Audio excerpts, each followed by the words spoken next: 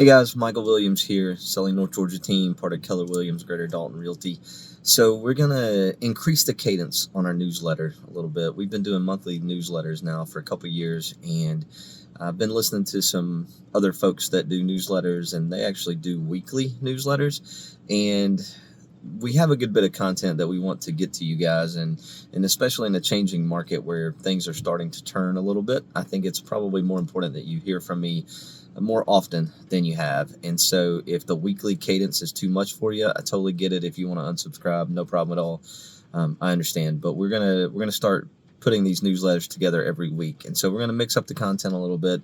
There's going to be a panel of everybody on our team that talks about what's going on in the market, so you want to pay attention to that. If you've liked our last few newsletters, you're probably going to want to see that, because that's four people's opinion of what's happening in the market and their experience of what's really going on. So that's an important one you probably want to listen to.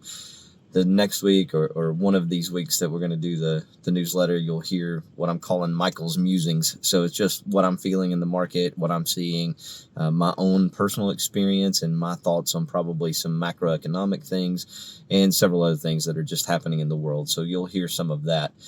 Today's recording is going to be one of those. And then you'll also hear some featured podcasts that we have that month, and then there will be 2 or 3 other little formats that we'll do just to kind of mix it up and keep it fresh. But you're going to hear from us more often. So like I said, just expect these to start being a new cadence of every week. So this week I want to talk about a football game I saw recently. And this is not necessarily about what's going on in the real estate market. This is more about what's happening personally. Now, I did take some lessons from this football game that I want to kind of parlay into the real estate world and really what's going on in my world as a leader of an organization. So if you're a small business owner or an entrepreneur of some sort, some of these lessons will probably apply to you. So you may want to stay tuned. If not, turn it off. Totally get it. No big deal. But anyway, let's get into it. So I watched a football game recently that was the last football game of this young man's career. Very likely he's not going to play in college. This was a high school football game, and it was the last one of the season. No playoffs were happening. This was going to be the end, and we were pretty sure of it. So it was kind of a sad moment, really, because we knew that was the end of an era for this young man, and he really cared about the game. You could tell how dedicated he was to the game. So as I watched that game and as I thought about that young man, I wanted to, or I didn't want to, it kind of just happened in my head. Over the last few weeks, I've kind of been thinking about it and trying to put together some thoughts for him. And I started to send this video straight to him, but then I realized that there's a lot that came with it that could help other people. So I'm going to get into what my thoughts were. The first thing I noticed is that we got to think about the planks in our own eyes. That's a biblical reference. And so I know that there are times in this life where you want to look at the other guy and say, I can't believe you did that. And I can't believe you're acting that way.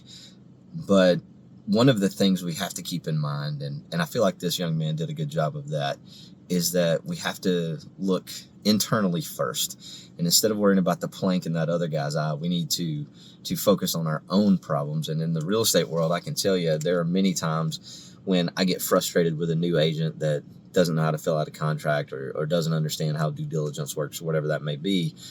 And then I have to kind of remind myself that I was that new agent one time that didn't really know how to fill out a contract. And thank goodness Miss Carolyn Roan helped me understand that all those blanks on the contract are important. So you got to fill all of those in. So thankful for her. But then it also, as I'm thinking about the planks in our eyes, there are times when our Selling North Georgia team will drop the ball. There are times when we may not respond as fast as we should have, or maybe we just didn't communicate well at some point. So I have to keep reminding myself that I need to deal with the planks that are in my own eyes instead of trying to pull a plank out of someone else's eye. If you want more information about the plank in the eye bit, let me know. I'll send you the Bible verse that covers it. The next thing I wanted to mention to this young man was sometimes the best lessons in life are learned by watching and not doing what you see. So many of you know that I grew up in a household that there were plenty of opportunities for me to understand that I didn't need to do what I was seeing. Now, my parents loved me. There's no question. My grandparents loved me most of the time. They were a very important part of my life. So it's not that I didn't feel loved, or it's not that I didn't have what I needed. I did, but I can tell you that there were plenty of opportunities for me to look around and go, I don't want to do that when I grow up, or I don't want to be like that when I can make that choice. And so I watched this young man have all of those opportunities in front of him. I saw that there were plenty of things happening in that coaching environment that he was in. They gave him a really good example of what not to do. So sometimes those are the best lessons. I can tell you that one of the best lessons of my life was when I saw someone do something and I said, I know that's not what I want to do. And I watched somebody become chemically dependent on something, and I saw the deterioration happen, and I thought, I don't want to be like that when I grow up. So if you've been in an environment where you know that the coaching or the teaching that you're getting is not consistent with how the world works, then okay, this is how I'm feeling right now. My coach is treating me this way, or my teacher's treating me this way, or my boss is treating me this way. I don't want to be like that when I become the boss. And so luckily in my life, I've had a ton of great supervisors and bosses. David Boff comes to mind, a great man that I learned a ton from. So he is one of the people that taught me early the difference between being interested and being committed to something. And so thank goodness for him. But, also there are other supervisors and bosses in my life that I knew if I ever got to be a leader like I am today, I would not want to treat my people that way. So that was a lesson that this young man got to learn as well. Next, God will always place you in the right place at the right time. So you may not know it in the moment, but you will take lessons from this losing season that you had, and you'll be able to apply that for the rest of your life. When we were in high school, me and several of my buddies, Greg and Jamie and Billy and the crew, we went 2-21 our senior season in basketball.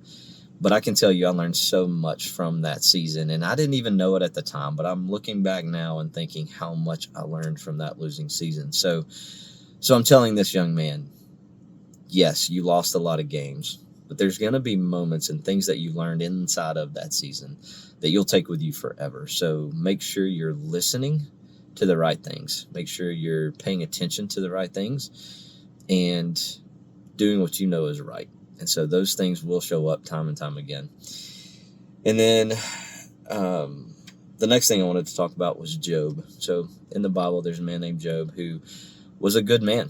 The book of Job starts out telling you what a good man Job was. He walked with the Lord. He prayed for his family. He prayed for things in his life. So he was a good, godly man and lost everything. So sometimes life is just not in your control. As a matter of fact, almost all the time, life is not in your control. But what is in your control is your reaction. So even though Job lost everything, he literally lost everything, his wealth, his family, he lost his own health, he lost everything, but he stayed faithful. And so even if you're not a believer, staying faithful to what you do believe in matters. And so I'm telling this young man, be like Job. Have strength in the middle of that persecution or in the middle of that losing season or whatever it may be. Never lose the faith, because at the end of Job's life, his wealth came back. He had a new family. He got healthy again and was very blessed at the end of his life. So I'm praying for this young man that your losing season, quote unquote, doesn't take as long as Job's did.